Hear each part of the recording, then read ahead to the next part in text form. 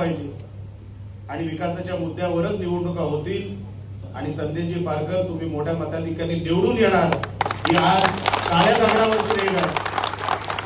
कारण का तुमच्या मागे लोकांचा सपोर्ट आहेच, एक सहानुभूती सुद्धा आहे.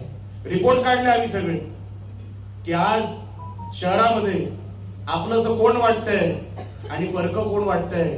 तर संदेशजी मी तुम्हाला जाणीवपूर्वक सांगतो, माहिती घेऊन सांगतो, आज या शहराला तुमच्याबद्दल एक सहानुभूती आहे, एक अट्रॅक्शन आहे की या शहरामध्ये एक संधी, जशी मी माझ्यासाठी एक संधी मागितली की एक संधी या निलेश राणेला द्या, तशी ती संधी देण्याची इच्छा आज कणकवली शहरामध्ये तुमच्यासाठी दिसते. या गोष्टीचं खरोखरच मनामध्ये समाधान देखील आहे.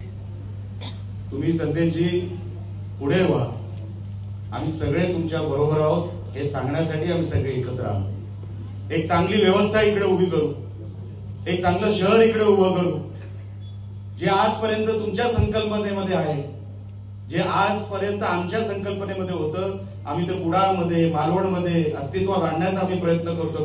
प्रामाणिक प्रयत्न आहे की विकास झाला पाहिजे, विकासाच्या मुद्द्यावर निवडणुका झाल्या पाहिजे आणि विकासाच्या मुद्द्यावरच निवडणुका होतील आणि संदेशजी पारकर तुम्ही मोठ्या मताधिक्याने निवडून येणार ही आज काळ्या दगडावरची रेघ आहे.